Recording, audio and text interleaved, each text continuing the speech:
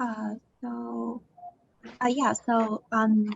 I introduced before, we mainly explored how we evaluate and interpret the trained machine learning algorithm.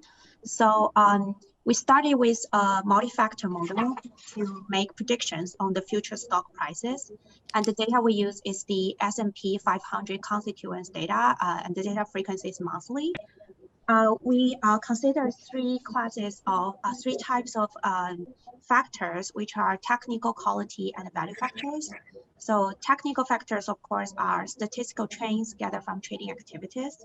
Quality factors are related to the financial statement data, while the valuation factors are usually based on the stock valuation. So mostly we use P, PB, or PS.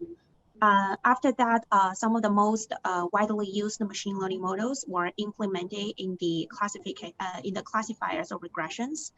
And after that, we used interpretability methods to evaluate and interpret these trend machine learning algorithms. Basically, as for interpretability methods, there are two categories, global models and local models.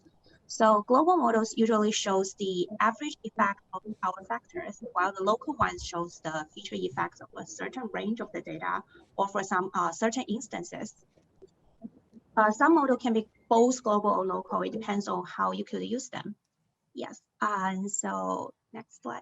So also to better evaluate the machine learning algorithms that we had, we built up a trading algorithm and used the backtest. So from our backtesting, we have two main conclusions. The first one is we found out that most nonlinear models outperform the linear ones in this scenario. And secondly, the factor effects are actually time varying. That is to say, not a factor can perform well all the time, and their effects are changing over time. And among all this machine learning interpretability, among all these machine learning algorithms, in this scenario, AdaBoost was the best model. But the problem is, can we interpret what AdaBoost is doing? The answer is yes. So with by implementing interpretability methods, we can interpret how our predictions are made and how these factors are making contributions individually as well as interactively. So firstly, from partial dependence plots and ALE plots, we can know the average marginal effects of each individual feature, just as the plots shown in the right side. The only difference between ALE plots and partial dependence plots is that ALE plots considers a correlation between some features, and thus ALE plots is more robust but slower in computation. Individual conditional expectation plots are similar to partial dependence plots and ALE plots, but it shows the marginal effects of all instances, and thus this is a local model. Besides that, we also apply the permutation feature importance model to measure the importance of a feature. A larger value in the permutation feature importance means that a larger contribution of this feature. Besides all the individual effects that can be captured by the above interpretability methods, we can also apply edge statistics, SHAP, and LIME to capture the interactions of these factors. So edge statistics measure the strength of interaction effect between features compared to the strength of the individual effect of the feature itself. SHAP and LIME are local models to capture, to show you how the interactions are by visualization. So SHAP shows the measures the interaction effects between features in regressions.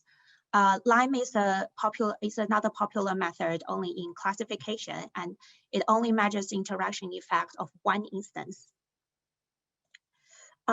So with all these interpretability methods, I would say we can easily capture the feature effects and their interactions.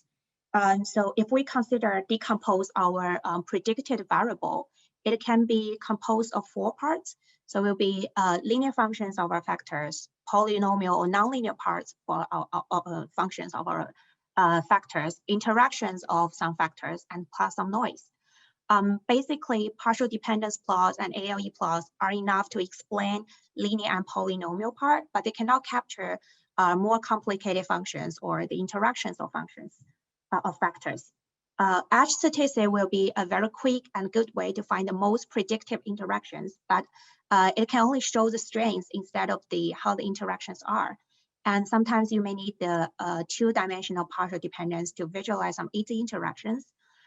Shape and line would be a good way if you want to dive into the detail of these interactions, and it's a good way to visualize local interactions as well if the data is not noisy. So in summary, I think there are two takeaways from our project. The first one is machine learning or nonlinear models do outperform those linear naive regressions in our scenario. And the reason is probably that there are a lot of interaction effects compared to the individual effects. And that's why we are using machine learning in most of the time. The second takeaway would be, if machine learnings are better, then can we interpret them easily? The answer is still yes. So with all these interpretability methods, we can easily explain like how these factors contribute to our predictions individually, but also interactively. So that's all for our project. Yeah, thank you so much for your time.